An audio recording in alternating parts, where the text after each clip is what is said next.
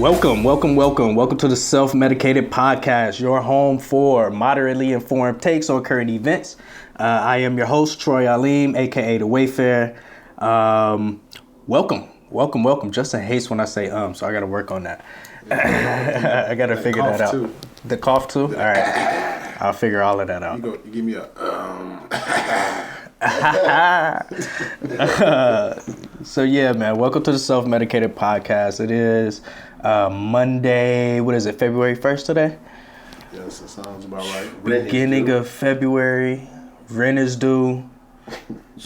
The new year is a month old now, 2020. It's been a wild year already, man. I heard a lot of people already saying that they want to start 2020 with February because January was so insane.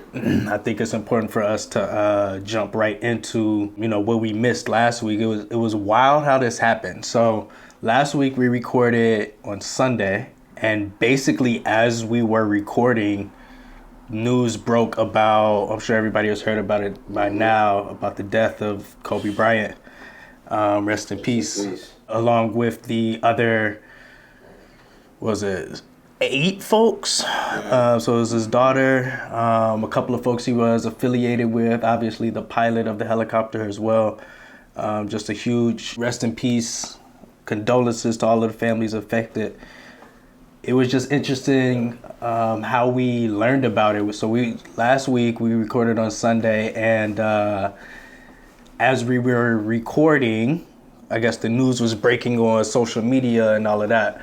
We didn't really find out about it until we had already finished recording and left, and was about to make whatever moves we were making.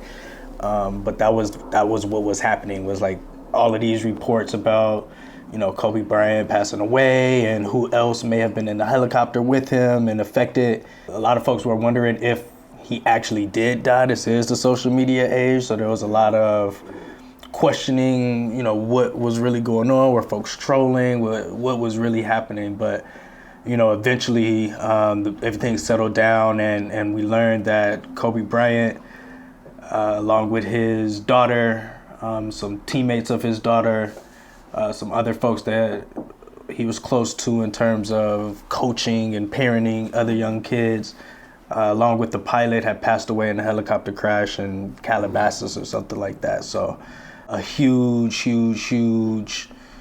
tragedy, something I don't think literally any of us were expecting, could have ever really imagined. I was really surprised by how affected a whole bunch of other people were by this tragedy. I know for me, playing sports super duper young when Kobe was in his prime, and so unique in his competitive spirit and will to win, that's I modeled my competitive spirit after, to the point where people would call me arrogant and cocky and confident to say when they would talk about Kobe. And a lot of times my mom and dad would be like, you don't want people talking about you like that. But secretly, I was like, hell yeah, that's exactly, that's right. I want folks to feel that Mamba mentality, really, for real. So just for me personally, I know how big of a shock it was, but it was really interesting to see how many other people were affected by his passing as well, and just to hear all of the different stories and, ways that he motivated people to be the best that they could possibly be. It was heartbreaking to say the least, and enlightening in other ways. So I thought it was only right that we make sure we, give a shout out to Kobe, since we weren't able to touch on it last week. We did touch on it a little bit last week, and it was eerie that we talked about. It was very eerie. Right afterwards, that was crazy. Yeah, as we were coming home, right? Exactly. We were in the car. As we were in the car. Yep. And yeah, we didn't even believe it. You were like, "What? What'd you say, nigga?" Yeah, I was like, I wasn't. And honestly, I didn't even look at social media for real the whole first day after it happened, because I was not about to go through the up and down emotions of who was actually involved, who wasn't, all of that. I was not prepared for all of that. But yeah, what's interesting though is something that I brought up about Kobe Bryant and his relationship with LeBron. Interestingly enough, last night was the first game at Staples Center since the passing of Kobe Bryant. So we know it's a huge stage and all of this going on. And what I said last week about LeBron James, I still have to stand by to this day. And it like drives the point home for me. So here we are at the Staples Center, the first home game for the Lakers since the passing of the iconic Kobe Bryant and his daughter, the Mamba and the Mambacita. The emotional toll that has taken that this tragedy has taken on the city, on the world, let alone the team itself. You have LeBron James, who is the heir apparent, really, to legendary status and carrying the league after Kobe and Mike.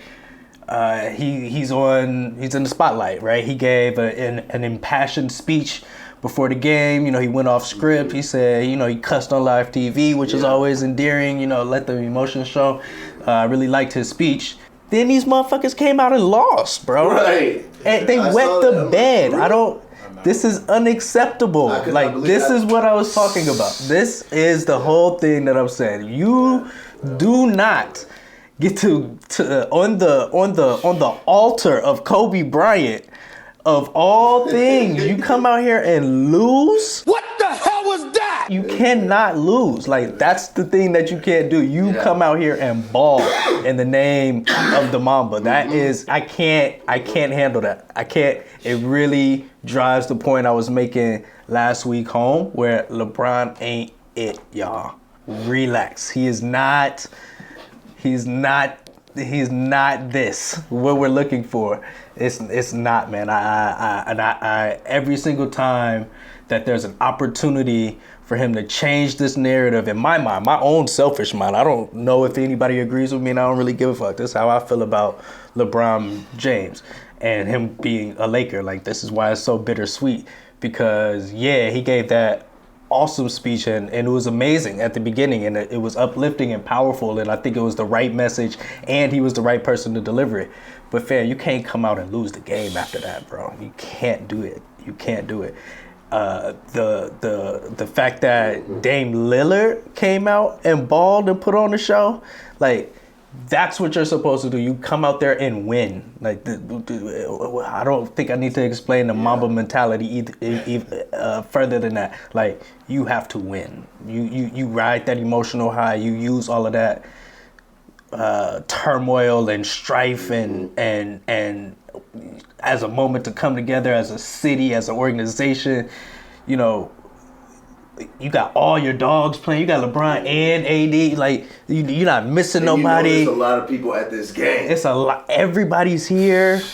Come on, man. You can't do this. To shoot LeBron some bail, AD did ball out, though. But they lost. 37, 15, and 5 blocks. And they lost. Yeah. And the responsibility ain't on AD to ball and bring the team to a win. That's LeBron's job. When LeBron retires next year or the year after that, or when he's done with LA, I guess, that'll be AD's job, because he is, you know, AD is going to take the mantle for the Lakers' legacy in 2 to 3 years. Right now, it's on LeBron. Like, you said yourself, you going to take this on your shoulders. Your shoulders is big enough to take all of this, right? But what you lost, and you didn't play that good. You didn't. Like, what are we talking about? We gotta stop. We gotta stop. This man is too talented, too accomplished, too great for us to hold him to a lower standard in terms of want to and give a fuck and literally the Mamba mentality for him to act like this, bro. I can't. It's unacceptable. See, I didn't get to see the game, but then I saw that and I'm like, come on, man, how you lose, man?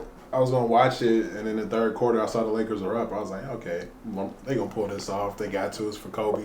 And I look back at the score, I'm like, what the fuck?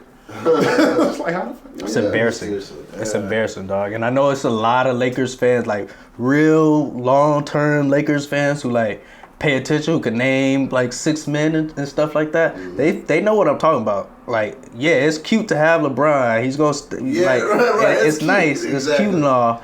But like, at the end of the day, there's a feeling about LeBron amongst real true Lakers fans that's like, man, damn, you know?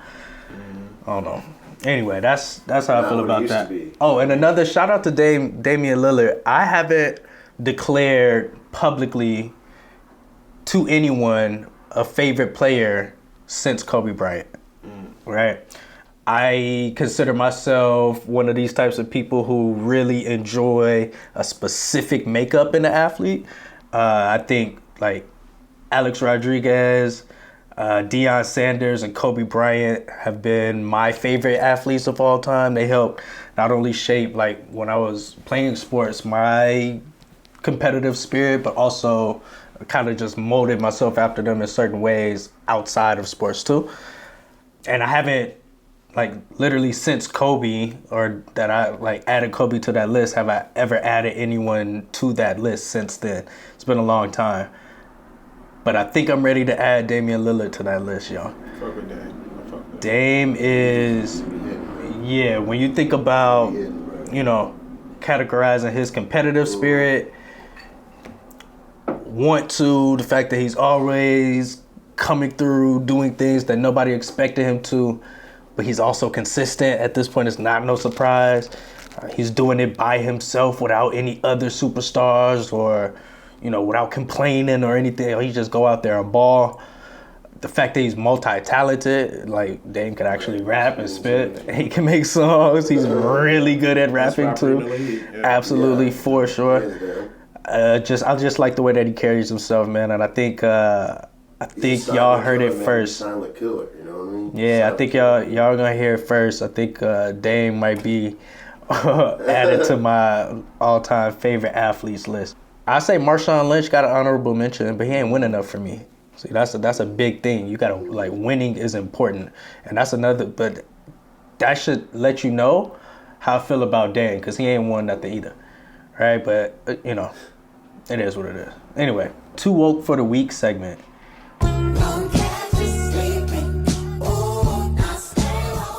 There has been a resurgence of this conversation from Gabrielle Union and Terry Crews, because Terry Crews decided to open his mouth again. So just a little bit of context. A little while ago, Gabrielle Union made some allegations about an NBC show that she was on in terms of their cultural competency and treatment of Black folks. I guess under the wide umbrella, there was issues with diversity, and you know, she made some public claims against them about their practices. And Terry Crews took it upon himself to publicly say, no, he didn't experience those things, and basically, you know, directly opposing what Gabrielle Union was saying.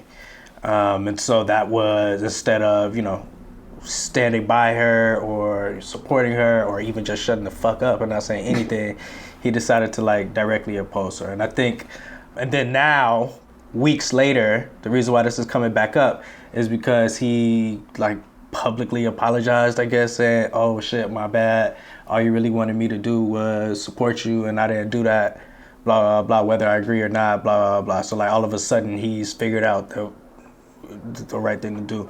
But to me, this is a deeper thing about Terry Crews, and especially in these different movements, feminist movements in particular, but any movement really where there's like, there's a pendulum swing of societal thoughts. I think that you got to be real, real careful of who y'all idolize in these movements, man. Just be very, very careful. If y'all remember when the whole Me Too thing was happening, Terry Crews' big ass was in the spotlight because he allegedly got Me Too'd as well at a party, got his meat grabbed at a party. And if you remember, he caught a lot of shit because people was like, my man's, what the fuck? You just gonna let somebody, like, it even sparked even more conversations about further toxic masculinity, about how he was supposed to react and all of that. And the fact that he was going so hard at people who had the opinion that they would have physically defended themselves was the red flag that I needed to be like, this motherfucker on some bullshit. And so now, instead of, you know, I feel like there's a lot of ways that he could have gone about it, even from back then. Like, he could have, if you insisted on inserting yourself into the Me Too movement, I feel like there's some ways that you could have done that. The way that you did it, I don't think was it. And for you to be so defensive against how other people would have handled it as opposed to how you handled it, that's a red flag. Like, you should be able to understand why somebody would want to punch the fuck out of somebody who grabbed their meat in front of their family. Like, that's, come on, there's no reason for you to act like you don't get why somebody would react like that. And the crazy thing is, I've listened to Terry Crews' like background, and he had an abusive father. So you would assume that he would, because I think he said at one point he beat the shit out of his dad. So you should understand somebody. Yeah, he understands the violence. Exactly. But to act like you don't was a little. And to be fair, there can be an argument made for, yes, there are other ways than violent ways for handling that situation and going about it. No doubt, absolutely. But we're not going to sit up here and act like that's the only way. And that another effective way is not to handle your business. Like, we can't sit up here and say that. And that's what he was doing. And then on top of that, so for that to be kind of his introduction into this movement, and why he's relevant in this conversation in the first place, and then for you to go against a black woman who is talking about and publicly letting folks know about a set of circumstances that are very related to what you have inserted yourself into, and then for you to like publicly go against that, that's some fuck nigga bullshit, and I don't like it. But I also think that there's a whole lot of examples in all of these little movements that y'all got going on of people doing that exact shit. And all I'm saying is be careful who you idolize in this shit. You know, take what you need to understand, you know, the point and the relevance that these movements are trying to make, but be very, very, very, very careful about who you idolize in it, and understand, you know, everybody ain't in it for the cause. I'll leave it at that. There's more to say about that, but I'm not gonna get into it now. Let's move on. Oh, Mase and Diddy. I thought this was super duper interesting. This is an interesting ownership conversation. So recently, a couple of days ago, I think, on social media, of course, Mase made a very long, eloquent post in regards to his, I guess, former homie Diddy, in terms of, you know, the kind of hypocritical stance that Diddy was making in terms of his speech. I think it was for the it wasn't for the Grammys. It was some other awards that was going on during the Grammys where he accepted a speech or accepted an award and made a speech about black excellence, ownership, not being exploited by the music industry, etc. And Mase, in his post, was basically calling Diddy out, saying like, yo, you not even practicing what you preach. How you gonna talk about all this black excellence, all this ownership stuff, and you play me, right? There's black people and black artists under your care that you have exploited and done the very thing that you're saying publicly not to do. So, and Mase made a very compelling case in terms of a one-sided argument, I think, of how wild Diddy sounds in this situation. You know, he says something like Diddy paid $20K for his publishing rights, and Mase offered $2 million for them now, and Diddy was like, well, if you can match what this other white dude gave me, you can have it. And Mase is like, yo, what the fuck are you talking about? You Mr. Black Excellence, Brother Love, right? What are you talking about? And so he just felt that it was real hypocritical, and, you know, publicly called him out on it. And I think this is very interesting in this time where, you know, the streaming age of music, the way that people consume music, and I mean, all kinds of media, really. Even, you know, there's a lot of folks monetizing their Instagrams or YouTubes or hell, podcasts and all of these different things, and the conversations about what you own and, you know, how to monetize your creativity and your art versus what other people are allowed, and what like platforms can exploit you and all of this. I think this is a very interesting topic. And I don't think it's ever going to change. I've said this before. I think that when you have a system that is rebelled against, or folks either try to reform it or tear it down and try something new, a perfect example is streaming to the music industry. What ends up happening is the pendulum swings, but then the system is going to auto-correct itself because it's not being burnt down, right? Like, we're still consuming music and people have to pay for music. So that means that the system that was created is always going to autocorrect for itself. That's just what I believe. And so I think it's interesting to figure out, how do artists or creators retain control over things that they create,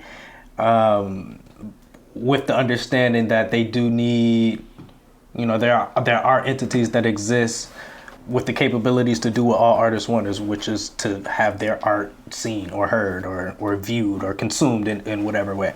So like, that's to me where the gatekeeper part lies. That's why artists still depend on these entities. It's not so much what they can really do for them in terms of their art or any of that. I think it's about the ears that they reach. And as an artist, that's really the main thing you care about, is like people consuming it. You can like it or not, but you at least want people to see it, So I think that's an interesting correlation with, even now, Mase, with his publishing, is still not getting paid what he's worth or due, according to him. And like, who knows what his streaming numbers are, but he's still fighting for, literally, technically, what's his intellectual property. And I always feel like that's such a wild concept, to have people fighting over their own thoughts, like their own ideas, or your own name. Like, that shit is just so wild to me, and I don't know, it indicates a lot. But I don't know, I hope that these two gentlemen can, figure it out. I hope Mase gets what he deserves. I hope Diddy uses this as a opportunity to like help educate folks, because it ain't but a couple black billionaires, and he's in one of those positions to use this as like an opportunity to course correct, for lack of better words. May I insert some ignorance into? Absolutely. I feel like this is brilliantly made. Yeah. Do we really think Mase has $2 million to buy the rights to his music? Diddy was probably like this. You got some nerve. Like, nigga, where's that? Let me see it. That's probably what he said. That's probably what Diddy said. He probably didn't say, "No, you got to match this, man." He probably said, "Let me see it. Show me the bank statement." Because Mase isn't the most credible person in the game. That is a fact. Here's what I would say. I bet you Mase probably had access to, via networks and payment plans, $2 million. I do believe that. But I mean, He started a GoFundMe. Yeah, help me get my publishing. What's interesting about that is, he probably don't. You're right. Yeah. But I think that the fact that he wants to and is making an effort and even would make an offer to, I think that shows a lot. And I think that these are the types of opportunities where, in terms of black excellence and supporting black folks, these are the type of sacrifices that have to be made in order for us to get on top, right? Like, these are the types of things that we have to like course correct for. We can't treat people who have not had a history of access to resources or any of these things, and treat them like they do have that access. We can't do that. And especially if we're trying to right wrongs that have been historically done upon us, we can't just operate in the same way that has been operated on us. We gotta make some sacrifices. It's like, they talk about how eating healthy is so expensive, right? Well, yeah, but if you value eating healthy, then that expense you're gonna have a different perspective on how expensive that is. It's gonna be worth it to you, right? So if our goal is to properly support black artists and put them in positions where they're not getting fucked on whatever kind of deals that they're making, then yeah, we might have to sacrifice the dollar amount, right? Like if whatever our goal is and whatever our vision is has to dictate our actions and our decisions. And so if that's our goal, then we have to make decisions according to that. Like we can't.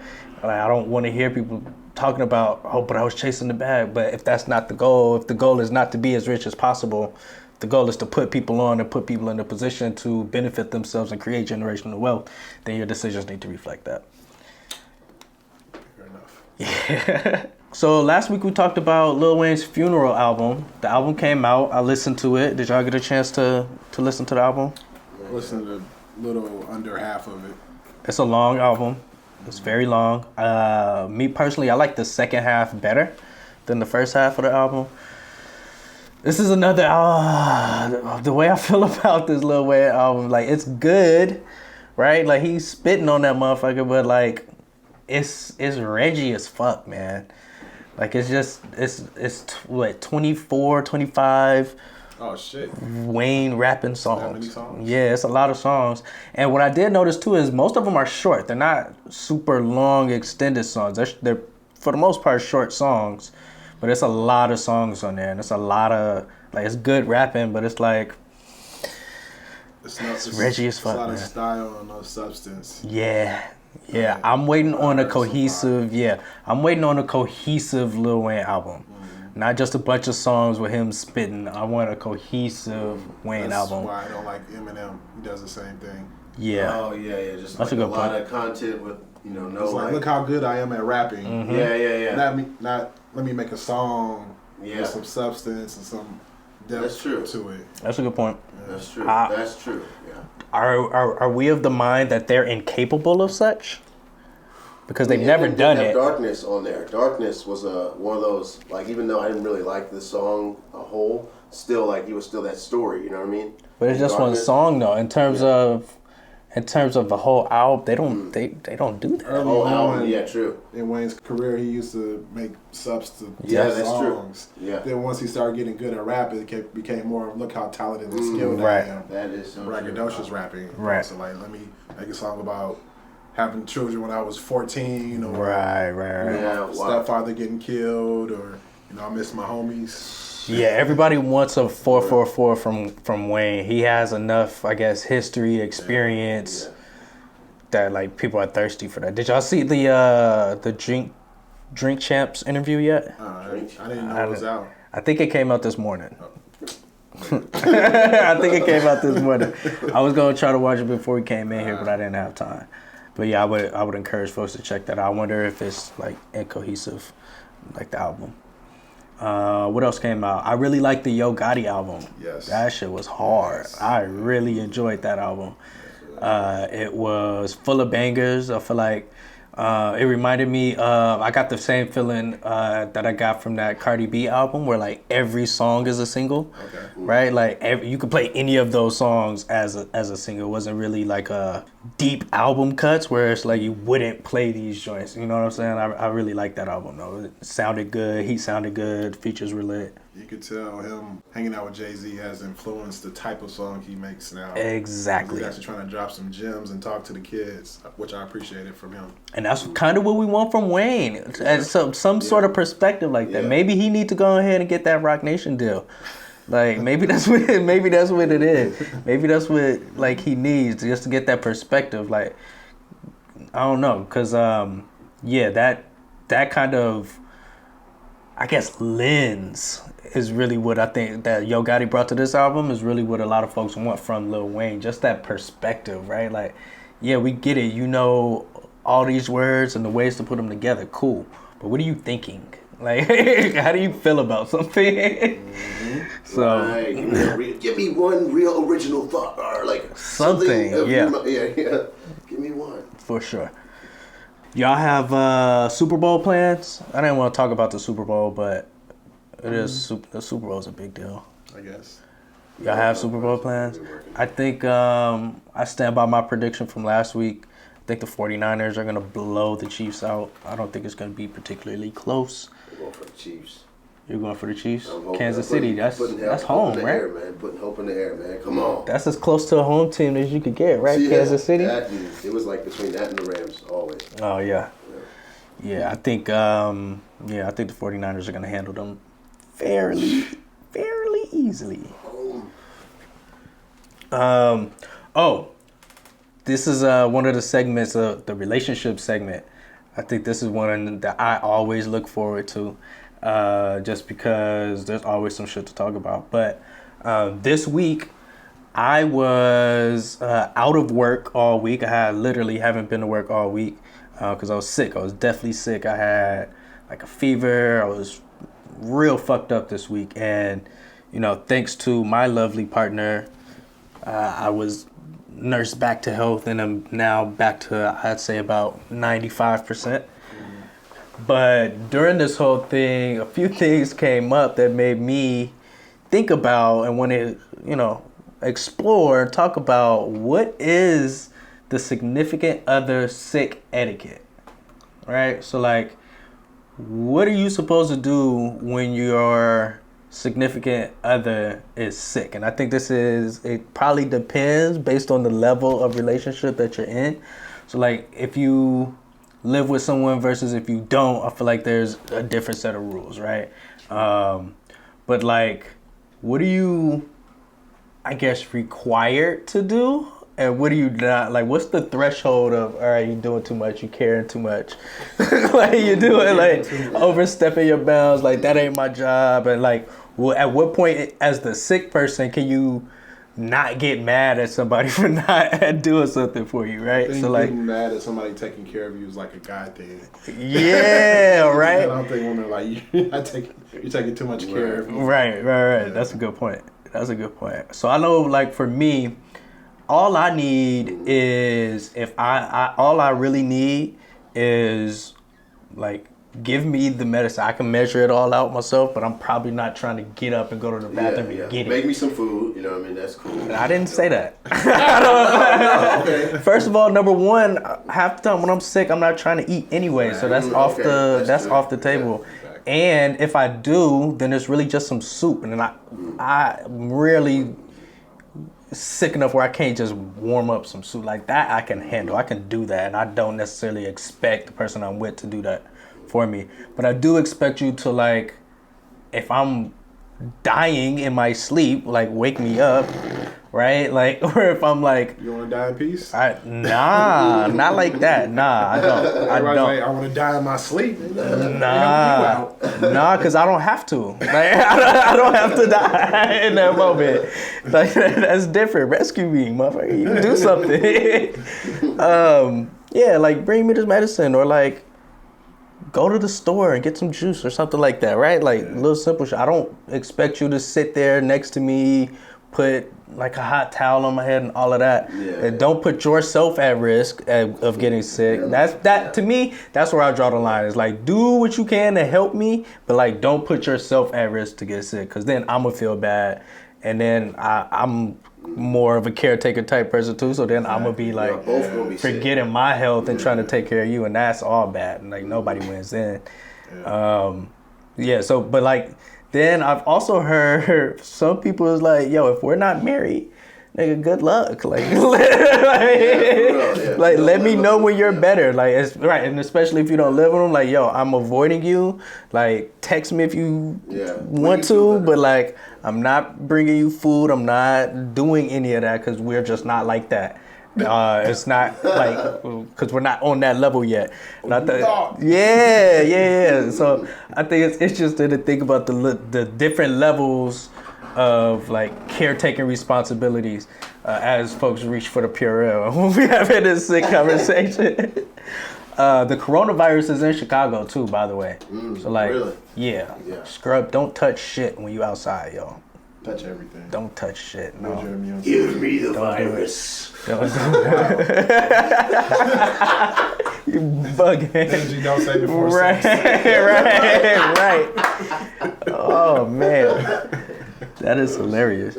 No, but yeah, for the listeners, let us know what y'all think about the significant other sick etiquette. Like, what are you required to do? What, as the sick person, what would you like your significant other to do? And as the non-sick person in a relationship, what what's the threshold or like the menu of things that you're willing to do for your significant other? Let us know how y'all feel about that. Yeah, man. I think that's the pot. Anything y'all wanna? Florida man. Oh yeah, Florida man. Yes. So Florida man. Today is February 1st. Florida man. Let's see what we got. Florida man swung a sword in a road rage attack. My man's looked like he has swords too. So, oh Jesus. A man is accused of hitting another man with a machete during a road rage incident in Florida. They arrested him outside of where else? Walmart.